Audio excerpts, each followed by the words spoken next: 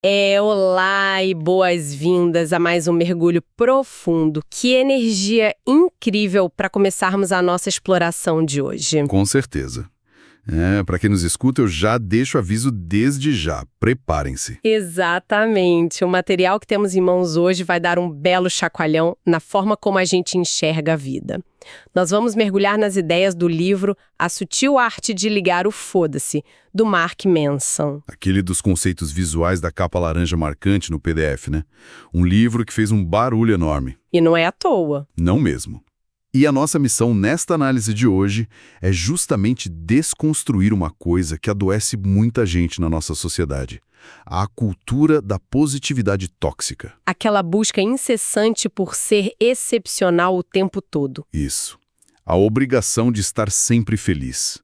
A nossa ideia aqui é destrinchar isso e extrair ferramentas práticas, focando apenas no que realmente importa. É um atalho direto para a sabedoria da obra. Ideal para quem busca um aprendizado rápido e profundo, mas sem aquela sobrecarga de informações. Certo, vamos desempacotar isso.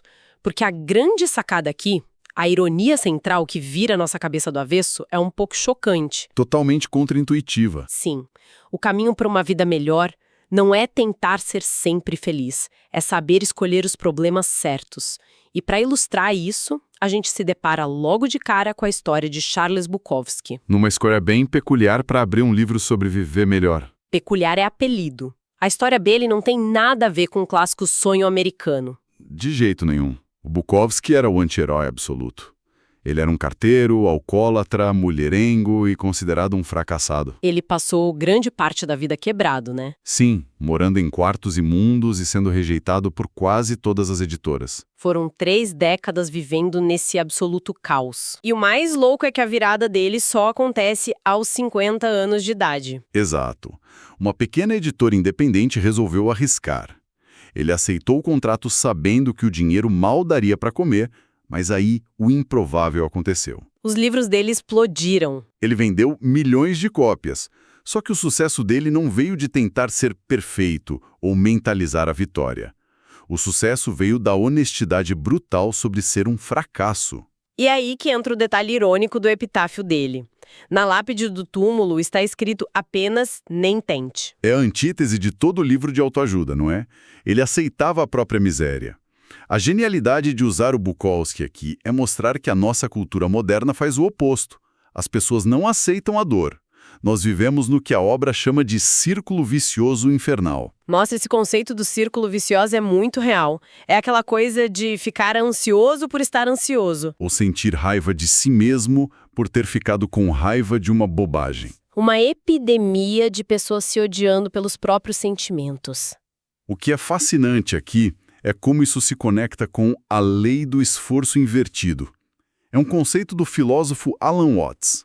A premissa exige uma mudança de perspectiva.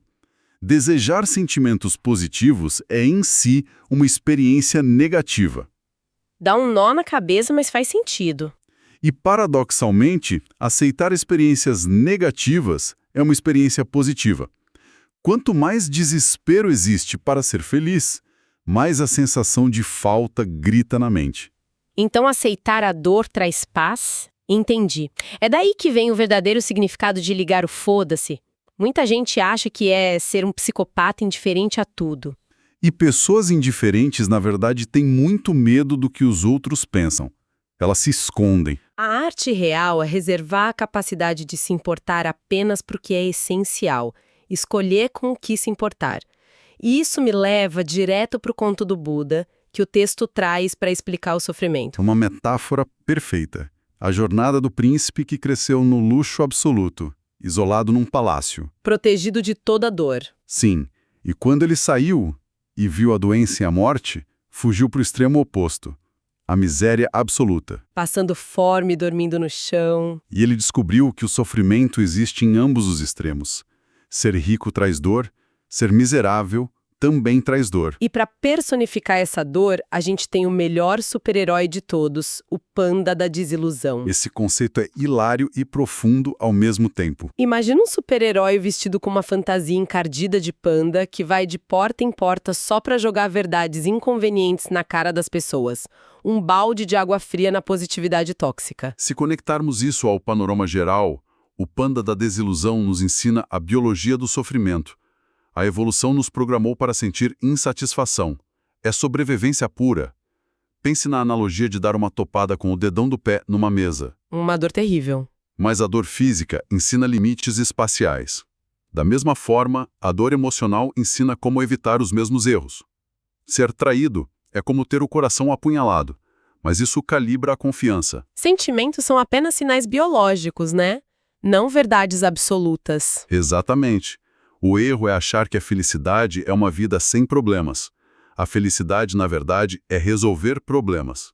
Pense no Warren Buffett e no morador de rua. Ambos têm problemas financeiros. Mas os problemas do Warren Buffett são problemas muito melhores de se ter. A verdadeira felicidade é encontrar problemas que a pessoa goste de resolver. Isso muda tudo. O próprio autor ilustra isso com a fantasia do rockstar. Ele sonhava em ser um astro do rock na juventude. Imaginando o palco e a multidão gritando. Mas ele percebeu que amava apenas o resultado. Ele não amava o processo de carregar equipamentos pesados e ensaiar exaustivamente. A pergunta crucial da vida não é o que se quer da vida. É, qual dor se está disposto a suportar? Sim. O que me faz pensar no caso do Jimmy, o delirante.